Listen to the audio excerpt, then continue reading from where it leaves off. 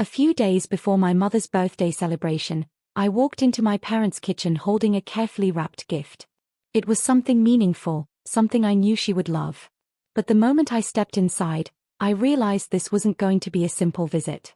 My father stood near the counter, arms crossed, his expression serious. My older brother lingered nearby, wearing that familiar look of quiet judgment. My mother sat at the table, avoiding eye contact, as if she already knew what was coming. "We need to talk about the party," my father said in a heavy tone. I nodded calmly, assuming it was just planning. "I'll be there in the evening," I replied. My brother cut in sharply. "That's exactly what we need to discuss." The tension in the room shifted.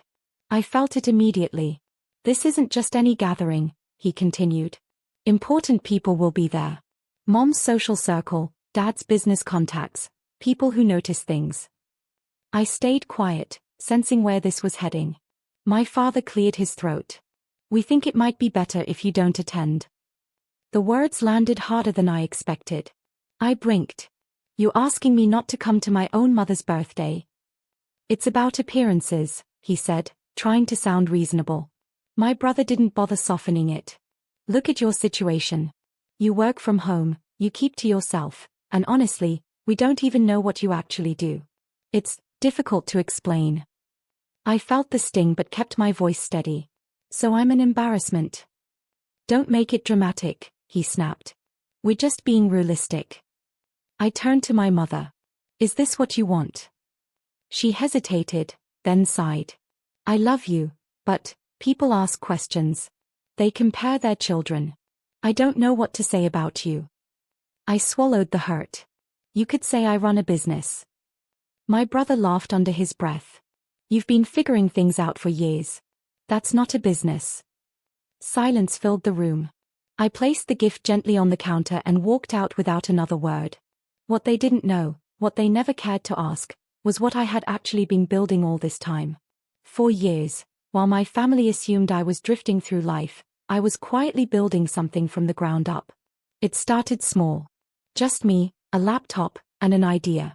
I partnered with a developer I met at a tech event, and together we created a platform designed to help growing businesses make better decisions with their data. It wasn't glamorous in the beginning. Long nights, constant stress, and sacrifices that no one saw. There were times I questioned everything. Times when I barely slept, living on cheap meals and determination. But slowly, things began to change. Clients started to notice our work. Then more came. We expanded, hired people, opened offices. What started as a small project turned into something far bigger than I had ever imagined. Still, I never shared any of it with my family. Part of me didn't want to mix personal life with business. But another part of me wanted to see how long they would go without asking about me, without truly trying to understand what I was doing. The answer, it seemed, was forever. Around the same time they decided I wasn't worthy of attending the party, I was in the final stages of something life-changing. A major tech company had been in talks to acquire my business. Months of negotiations, legal discussions, and careful planning had led to one final step. The deal was massive. Enough to completely transform my life. On the day everything was finalized, I sat in a sleek conference room, signing documents that represented years of effort. When it was over, there were congratulations, handshakes, and quiet celebration. The company's CEO pulled me aside and told me how remarkable my journey had been.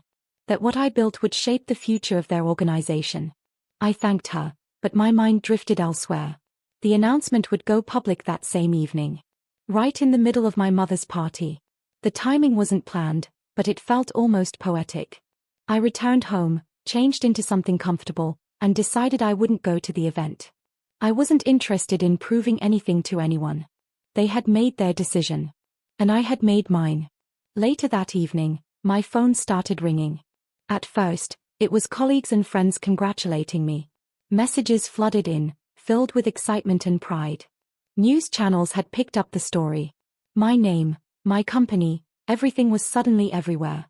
Curious, I turned on the television. There it was. A headline announcing the sale of a local entrepreneur's company for an enormous amount. My photo appeared on the screen as the anchor spoke about the journey, the growth, and the significance of the deal. For a moment, I just stood there, taking it in. Then my phone rang again. This time, it was my mother. I answered. Her voice was shaky, almost unrecognizable. Is this true? What they're saying on the news? What are they saying? I asked calmly. That you sold a company, that you built something huge. They're calling you a visionary. I exhaled slowly. Yes. It's true. There was chaos in the background. Voices, confusion, a television playing loudly. I could hear my father demanding the phone. Why didn't you tell us? He asked, his tone sharp. I did, I replied. You just didn't listen. My brother grabbed the phone next. You need to come here. Right now. People are asking questions. I almost laughed. I thought I didn't belong there. That was before, he said quickly. Before what? I asked. Before you knew I was successful. Silence followed. My mother came back on the line, her voice breaking. Please come. Let us fix this. I shook my head, even though she couldn't see me. You already made your choice. I hung up shortly after. For the rest of the night, I focused on what truly mattered. My work, my future, and the life I had built for myself. The aftermath unfolded exactly as expected.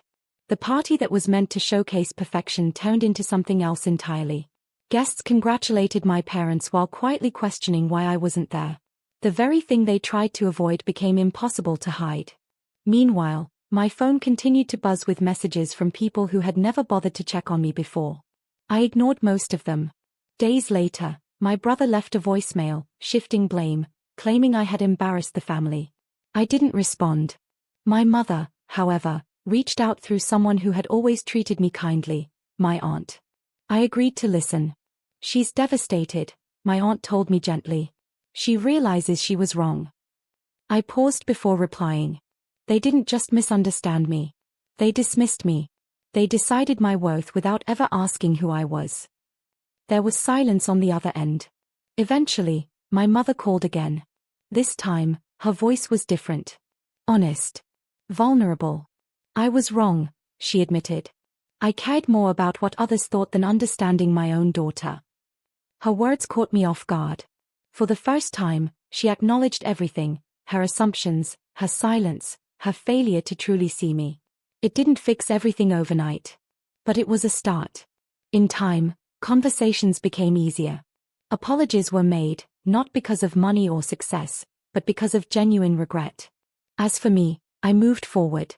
I began mentoring others, helping people build their own paths without needing validation from anyone else. Because in the end, I realized something important. My worth was never defined by their opinions. And success was never about proving them wrong. It was about believing in myself when no one else did.